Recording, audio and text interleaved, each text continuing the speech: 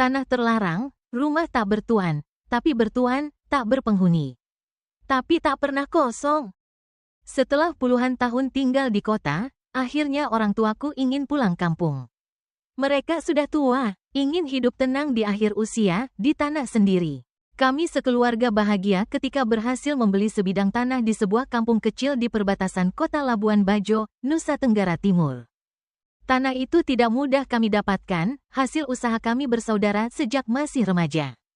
Kami kumpulkan rupiah demi rupiah agar bisa membangun rumah sederhana untuk kedua orang tua kami.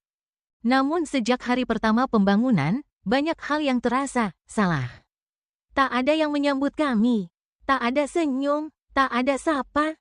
Hanya tatapan kosong penuh curiga dari warga sekitar setiap kali kami datang ke lokasi. Salah satu kejadian yang tak bisa kulupakan terjadi saat tukang mencoba membawa masuk mesin pengangkat bahan bangunan. Jalan sempit yang harusnya bisa dilalui, tiba-tiba diblokir warga. Mereka berdiri di sana diam, seperti patung. Tak berkata apa-apa, hanya memandang kami tajam. Kami tawarkan ganti rugi jika jalan rusak, mereka tetap diam, lalu tersenyum, dingin. Setiap malam sejak itu, orang tuaku mulai bermimpi buruk. Pembangunan rumah baru sampai rangka ketika tiba-tiba semua tukang mengundurkan diri. Mereka menolak kembali bekerja di sana. Tanpa penjelasan, salah satu dari mereka, Pak Harun, berbisik kepadaku, "Saya lihat sesuatu, Bu." Malam-malam, ada perempuan tua, berdiri di atas tiang rumah. Bajunya compang camping, matanya kosong. Aku tak percaya, hingga suatu malam aku sendiri tidur di rumah kontrakan dekat lokasi. Tepat jam 3 pagi, terdengar suara ketukan dari dalam tanah. Tidak keras, tapi teratur, seperti seseorang ingin keluar. Aku nekat menemui kepala adat di kampung seberang.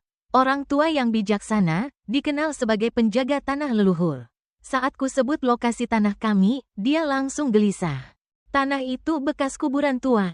Dulu, waktu zaman penjajahan, banyak orang dibunuh dan dikubur massal di sana.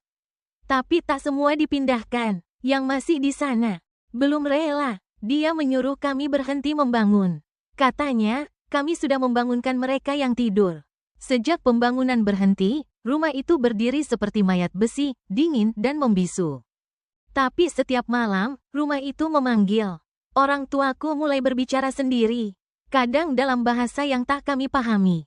Ibu sering ditemukan berdiri di depan jendela, tersenyum sambil berkata, "Sudah datang, dia sudah datang." Salah satu adikku bermimpi hal sama setiap malam, seorang perempuan tua duduk di tangga rumah. Tangannya menengadah, dan berkata, "Ini bukan tempat kalian. Pergi, sebelum kami ambil salah satu dari kalian." Waktu kami coba menjual tanah itu, tak ada yang mau beli. Beberapa calon pembeli menghilang tanpa jejak. Jalan menuju rumah perlahan berubah. Rumput tumbuh cepat, pagar runtuh sendiri, dan anehnya, jalan aspal depan rumah tiba-tiba lenyap satu malam. Seperti dilahap bumi, warga kampung tak pernah bicara soal rumah kami. Mereka diam, tapi dari wajah mereka, mereka tahu. Mereka membiarkan kami sendiri menghadapi kutukan tanah itu. Sekarang rumah itu tetap di sana.